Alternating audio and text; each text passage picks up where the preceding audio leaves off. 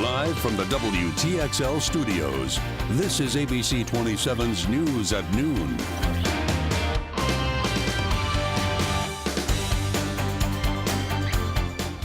We are following the wintry mix this noon, now moving through our region. You are taking a live look now at I-10. It is closed from exit 192 in Gadsden County all the way to Jackson County due to icy and slick conditions there on the roadway. Take a look at these cars, also semi-trucks forced to get off at the interstate at the Midway exit in Gadsden County. I'm Mika Highsmith. Thank you for watching the News at Noon. Area schools closed today. We are also getting word that Florida State has canceled classes for the rest of the day. We'll update you on the latest weather conditions in just a moment. But first, more on those hazardous road conditions making travel extremely difficult. Joining us now live by the phone, Captain Nancy Rasmussen with the Florida Highway Patrol. Captain Rasmussen, thank you for joining us. First of all, thank you. Thank you for having me. Captain Rasmussen, what are the latest conditions now on I-10? Tell us about that.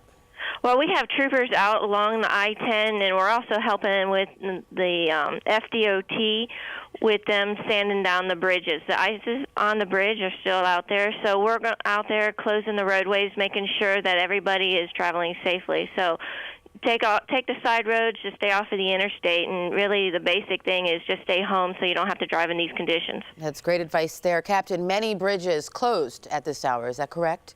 Yes, all along I-10, and it actually extends back over into the Panhandle for Pensacola areas as well, so it's going to be closed until the ice stops. And Captain, any word on just how long the interstate will be blocked off? It will be blocked off as long as there's ice forming on the bridges, so it just really depends on the weather. All right, Captain Rasmussen, once again, your message to drivers this noon. If they have to be out on the roadways, just slow down, take it easy. There's no need to be in a rush, especially on these roadways, but definitely stay off the road if you can stay and go home and just enjoy the weather at the house. All right, great advice there. Certainly heed the warnings. Captain Rasmussen, thank you very much. For the latest now on the winter storm, let's head straight over to meteorologist Michelle Rotella live in the Storm Team Weather Center. And Michelle, the ice and rain could last well into the evening hours. How long are we talking?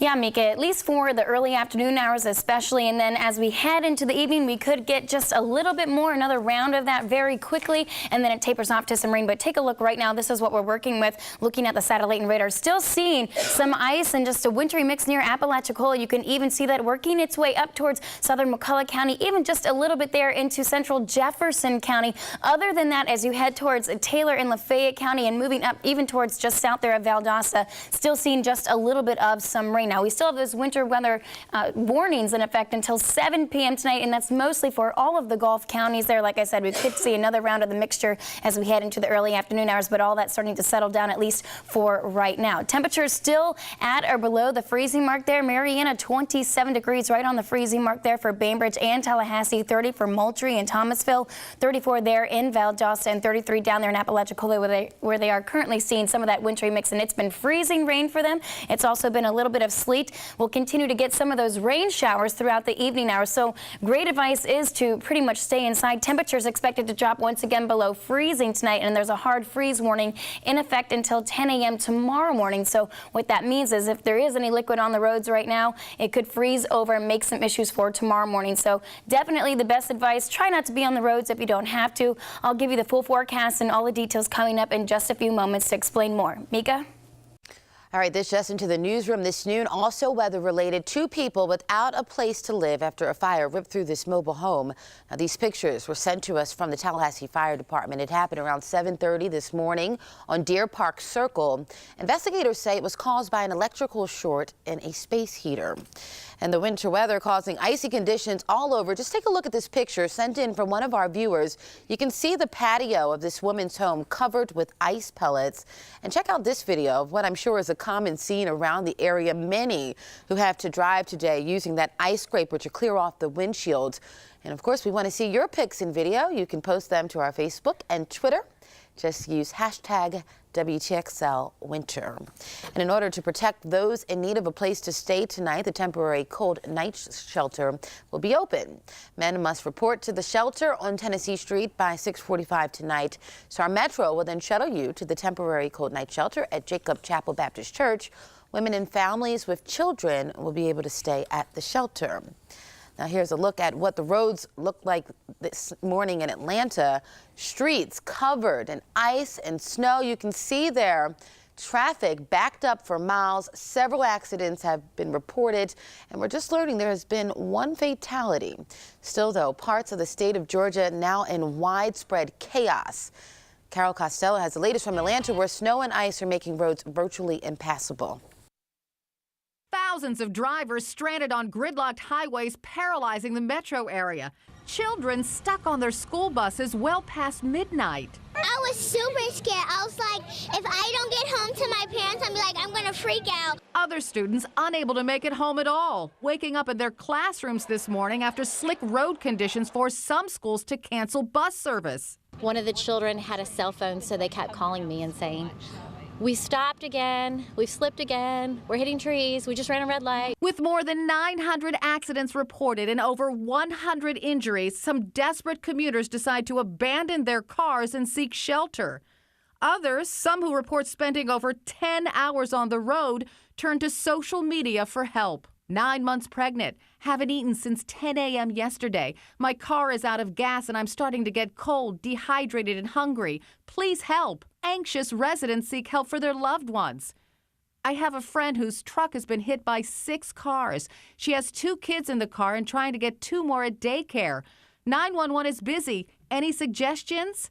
The city in a state of emergency, leaving many asking, why wasn't the city more prepared? Facing mounting criticism, Governor Nathan Deal blamed a faulty weather forecast in a presser late last night. I wish it was something we could just wave a magic wand, but that's not possible. We have to deal with the reality.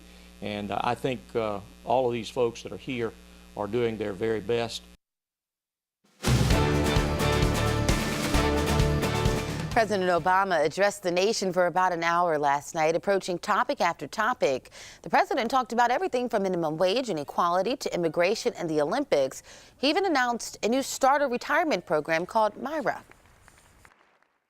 I will direct the Treasury to create a new way for working Americans to start their own retirement savings. MyRA. It's a new savings bond that encourages folks to build a nest egg. MyRA guarantees a decent return with no risk of losing what you put in.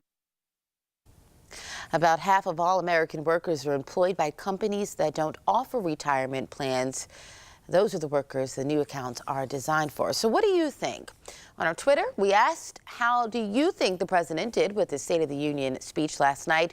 U.S. Stem Cell says, I wish he would have talked about people that take part in clinical trials and encourage more people to, but he did not.